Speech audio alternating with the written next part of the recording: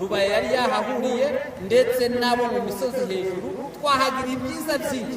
Uyu mugabo Paul ndamukunda cyane, tuvuye muri deba Paul Imana ikugisha naramubwiye ngo wabyumvishe ute mwana wacu koko wafata umwanzuro aravuga ati Imana niyibizi. None yaje kugorozi nawe yari iyo deba y'abagorozi n'abagorozi nawe mumunyakirire.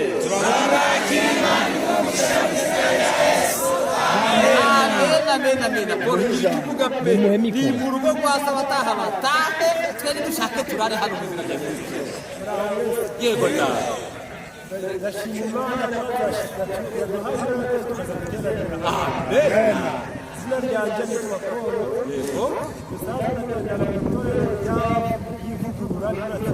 yego ariko hanyuma yadeba yabereye hano iwacu dukomeje gushishoza dusanga urureka mu nyandiko ze aho tubakiye ku musiteri guhera uwo munsi jena akomeje kugenda nabi komeza gucunga nzagivuga ntagira aho bishije mu nyandiko ze umunsi yemeye kugira ngo Imana imbaraga imaze kumugorozi zagide fata umugorozi nayo kubatangisha.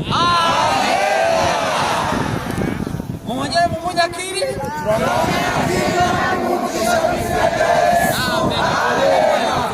Ndashimye cyane Imana iguheza Kigali cy'abantu.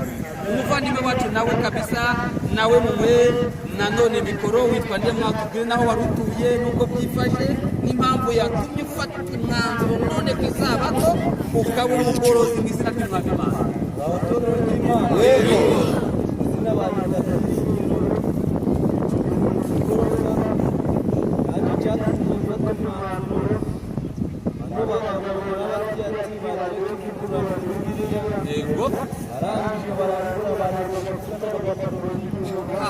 kandi twe n'umuryango wa Bibiliya hahana bangije ndababwira hano bavuguraga myandikire ntabwo ari abagorozi abahandikaga n'abagoroso yego ngo nanjye ndababwira ati rero nimba mutanyeretse ivugura mu Bibiliya uko mwaravuze muvugura ngo mushomere y'umwuka barangije ndababwira kandi no mu mwuga ko batakoresheje ivugura none nabaga ati none tuvugura mu kuba kandi n'umwuga mushomere y'umwuka no mukaba muvuga y'umwuka Yesu ivugura niyo inzira yonyine izatugeza mu ijuru kubera iki barangije barambwira ngo bazanzanira ibitabo cy'icyongereza mwumerere banyereke yuko yari hano ibintu by'ikinyarwanda bavuga ko byabaye ngo rero bakimara kubibura bitamufata umwanzuro. Bakirariza kabiri gatatu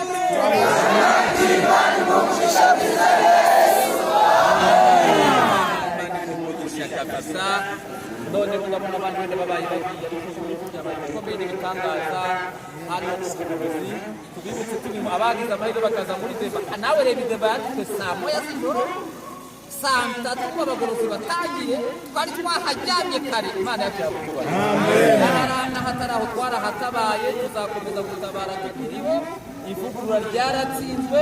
Nashimiye n'umuyobozi wari uhari wafashe Bibiliya 3 Ikinyarwanda Igiswahili Igifaransa abwira abavuguruzi ngo iyo umugabo abuze abatemu umuntu azanye abatemu batatu wowe ukazana umutemu umwe nawe uvuga papuro tujuje ibyangombwa uwatsinzwe ni uwuhe nabo bahita bemera ko batsinzwe ariko birukiye kuri radiyo baravuga ngo batsinze n'abagatulika niko babikoze. Bagorozi mukomere ku bugorozi Imana ibafashe kandi aba bantu b'Imana mubakomeze muhashira ibiterane twizera ko n'abandi bazaza rwose turabyizeye neza kabugoye twaravuye tunaratega gatatu nta muntu uzahabona uri mukuru bitora n'uvuguruza ibisengi nawe uno n'umugorozi ejo bundi bisengi barahaganye ngo nta mukuru bitora dufite pe muri deba ndababwira ngo twakire